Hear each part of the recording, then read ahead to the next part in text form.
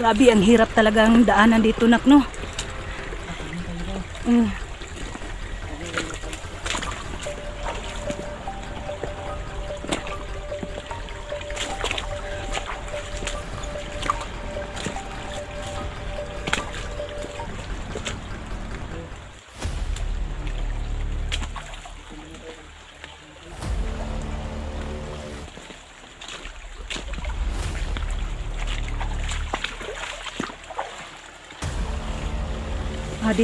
Dito pa rin kayo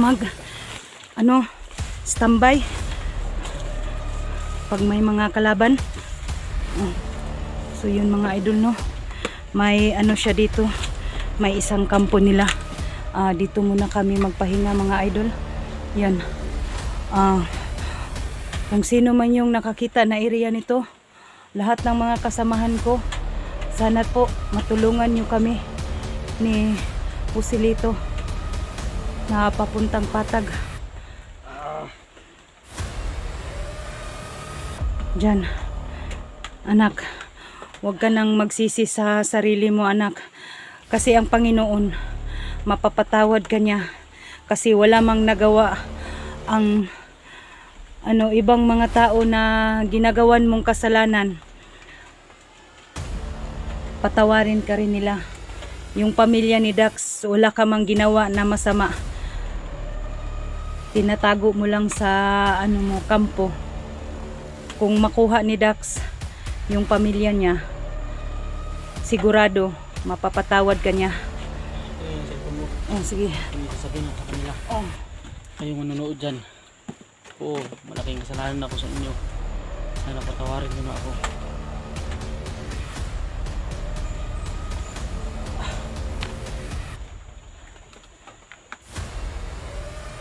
Ito, kampo na to.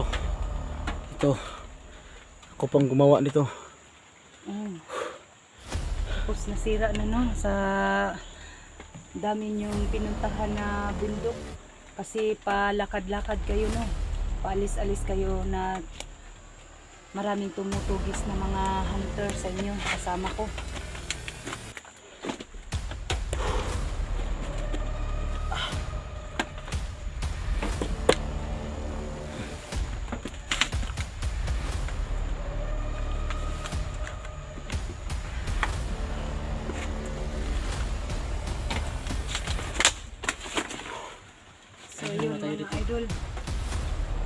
Mga idol, yung nagalit sa anak ko, mga idol, sana mapatawad nyo mga idol. Tingnan nyo ang anak ko mga idol. Itong niya, purong na nag-request na ipakuha, hindi pala ito ang hindi pala ito dahilan ang nagdala sa kasamaan niya. May nilagay pala dito sa dibdib niya na ba yun? Kidlat ng kalabaw. Yun, patanggal na yun mga idol. Sabihin ako sa iyo, Irma. Makababa tayo ng pagkakulat ang mga galit sa akin. Pangako ko sa iyo, anak, walang magagalit sa iyo. Basta safety ka, ako ang maghawak. Kung may magharang na sa atin, ako nang bahala. Basta safety kita. Ibuwis kong buhay ko sa iyo, anak. Sama-sama lang tayo.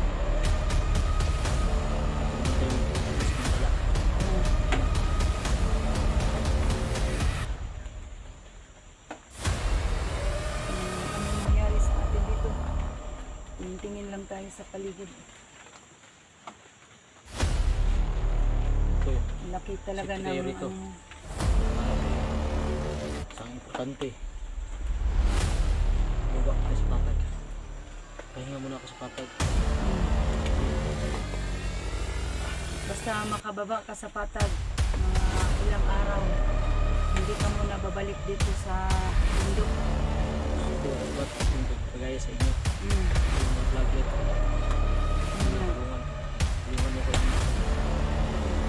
Lahat na po na message sa akin, no, para sa aking anak na magbago, nandito na po siya. Kung sino mang yung tumutulong sa kanya na may puso na magbigay sa kanya ng cellphone mga idol, Kasi gusto na niyang mag-vlog. Sa ngayon, ako wala din akong sapat na pera, mga idol. Yun lang ang hinihingi ko, mga idol, no? Kasi magbago na yung anak ko. Kasi kami, mga idol, tapos talaga kami. Kaya hinahanap ko siya dito para makasama ko siya sa lahat ng anong pakay ko dito sa bundok na gumagawa ng kabutihan, gagawin ko para sa anak ko. Yun, mga idol.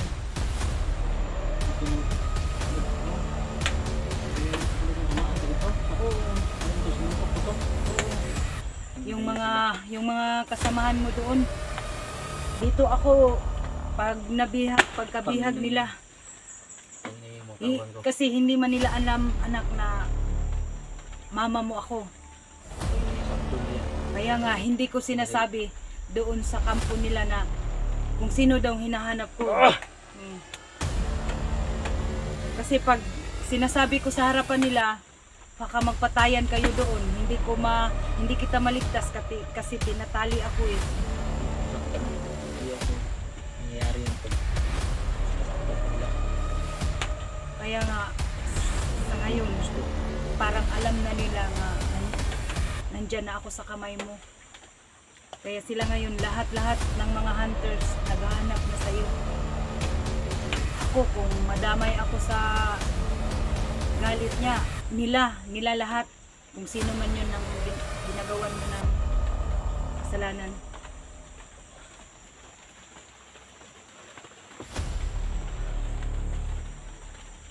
Masid-masid tayo sa paligid, anak, baka may dumating na bandido. Saan ka magaling sa cellphone mo? Yung cellphone na yan, may nagbigay lang sa akin na naawa siya sa akin. Binigyan niya ako ng cellphone. Mura lang yan, pero pinagtiyagaan ko para lang makatulong ako sa sino man yung taong nagawan ko ng kasalanan. Kay Dax nga, malaki rin ang kasalanan ko sa kanya. Pero napatawad niya Ano yung ako. cellphone mo?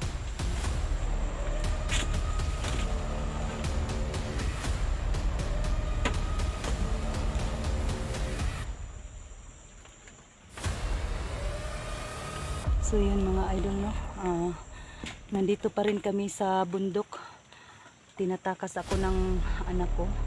Nagpapasalamat ako, mga idol. Kung sino man yung may puso na tumutulong sa kanya, no? Tulungan niyo po, mga idol.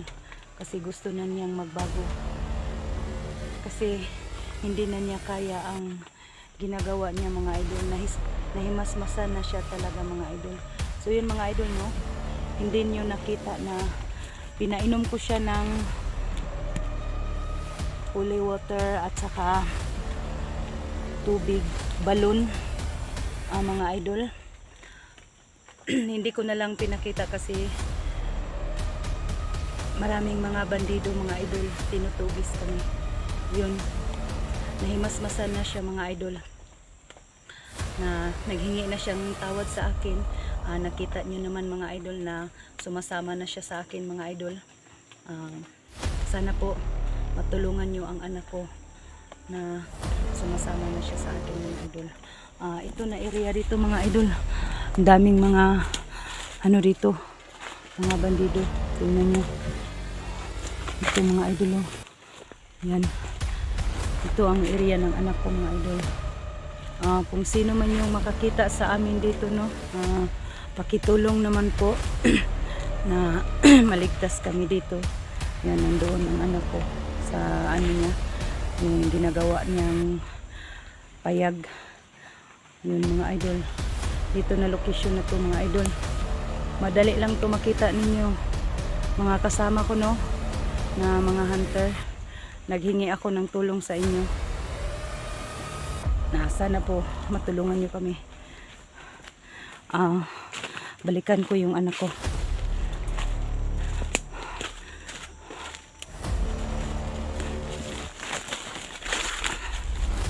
Dito lang ako daan, takot ako dyan.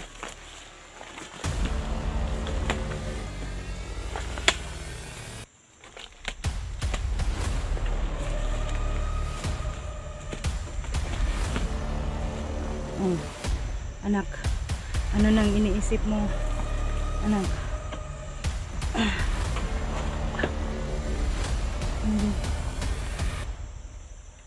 May tao.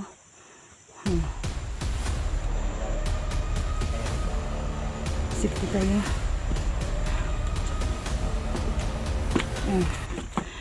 Kausapin mo mga viewers ko ano kung anong gusto mo. Yun mga idol, no?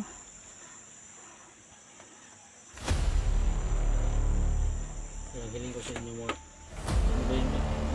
Yung mga viewers ko. Yung mga viewers ng Aramat ko, no? Sulitit ko. Tawarin niyo po ako sa lahat ng nagawa.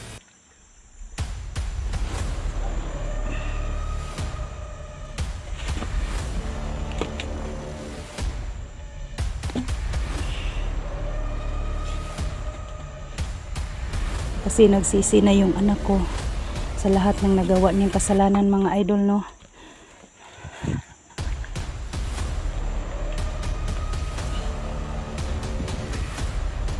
Kasi tayo, mga tao, magkakamali man. So yun mga anak, talagang ipakita mo sa akin na nag-ano ka na talaga, nagbago ka na. Yung mga idol, no? Nagsisi na talaga yung anak ko. Gusto na niya magbago. Magsalita ka kung anong gusto mo. Kasi ang hirap talaga dito sa mundo. Mas mabuti sa patag. Kasi kakain tayo ng maayos. Tayo Ako nang mabalik sa pagiging bandido. pero sa Tingnan mo ako. tutulong talaga ako sa iyo. Pero sa ngayon, para sa akin, matagalan tayo dito ba? Kasi ang sisikapan ko, Aramat, mm, na makababa tayo. mm, Gagawin ko lahat. para makababa tayo, hindi Baba tayo kita, makita ng mga bandido, para makababa tayo sa patag. Kung dito tayo, palagi tayo umiikot-ikot sa bundok, wala, makamatay pa tayo nila. Baka maano sa isip nila ba na bumabalik ako sa pagkagal dito kasi matagal lang pa tayo dito sa bundok.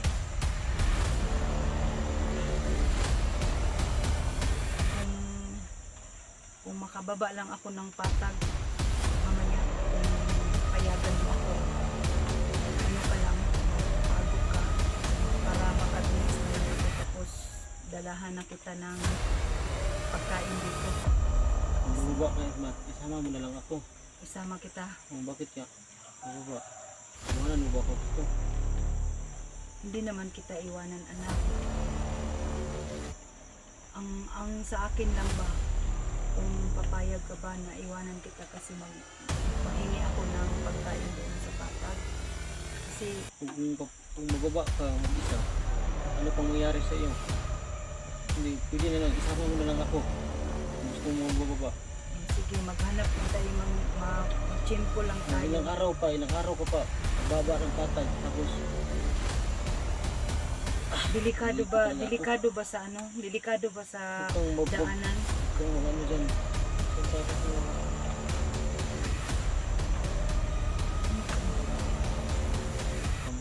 marami po, mga tauhan ko rito.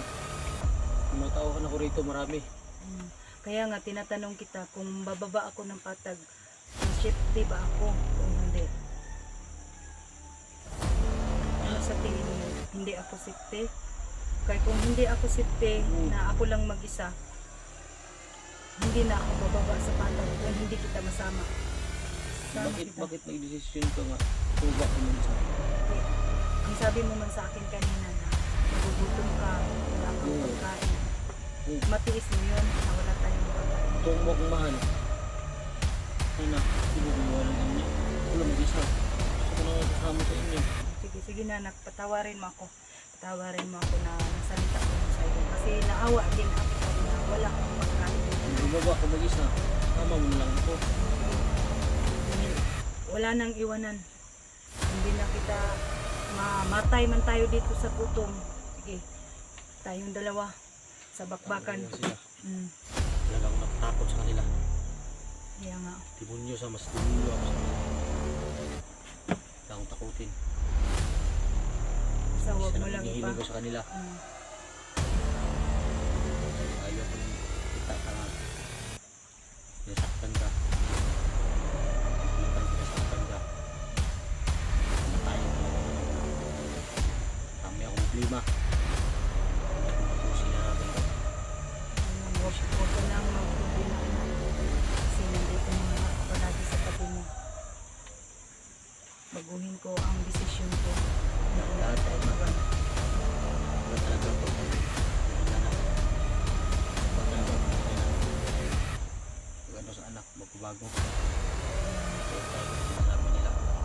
Malaking pasalamat ko sa iyo na akala ko noon na isang beses nagkita tayo na nabihag mo ako. Akala ko hindi ka na magbabago.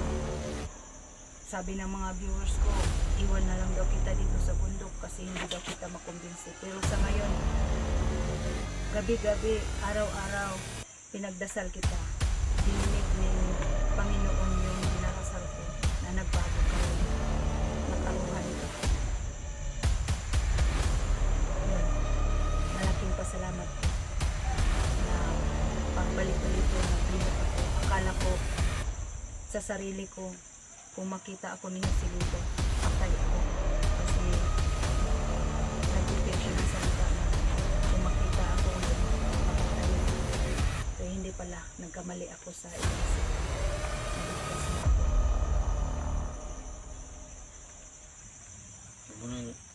Huwag mo nang usapan mo daanan kasi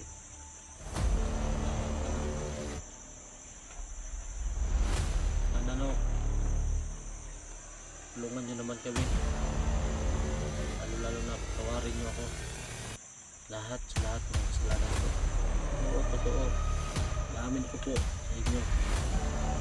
Maraming kasalanan talaga ako sa inyo, lalo na lagi sumasabay-bay sa pagsusunod ako. Oo, totoo ko nila kasi Ermat Binday ano nalubot ako, nahuti kalooban ko ako. Marami po ang taong pinapatay. Sana ho, tawarin nyo na ho sa lahat ng kasalanan. So yun mga idol, no? Nagsisisi na talaga yung anak ko. Sisisi talaga ako. Sa mga kasalanan niya. Sa lahat-lahat ng nagalit sa kanya. Yung mga viewers doon sa mga kasama ko, mga idol, sana makatawad yung anak ko. Hindi ko man kayo maisa-isa na nag-message sa akin na yung anak mo, Inday, ang dami ng kasalanan. Kaya nga, mga idol, tawarin mo talaga yung anak ko. Anak ko, huwag niyo naman siyang ano sa isip niyo na malaking kasalanan sa ibang mga hunters kasi dami niyang pinatay. Tao lang tayo, nalinglang lang siya sa pinagawa ng mga kasamahan ng mga idol. Sana magpatawad siya. Lalo na patawarin nyo talaga ako kay Dax, Chadi, Eric, lahat-lahat ho. Tawarin nyo po kami. Tawarin nyo ako. Lalo yung mga tauhan ko. Tawarin nyo rin sila. Kasi may panahon din. Magbago sila. Ano, tulungan nyo kami. Gusto ko pong maging kagaya sa lahat ng mga vlogger. Gusto ko gawin. Kasi tatakbo ko talaga. Tama. Yan, Tama anak. ho, tama ho kayo lahat. Lahat-lahat ho. Marami akong cellphone na nakawakan. Marami akong mga bihag. Alam nyo yun. Marami mga kasalanan ko. Sana ho, mapatawad nyo ako. Marami akong bihag. Kahit sino-sino. Sana po, patawarin nyo po kami. gid anak.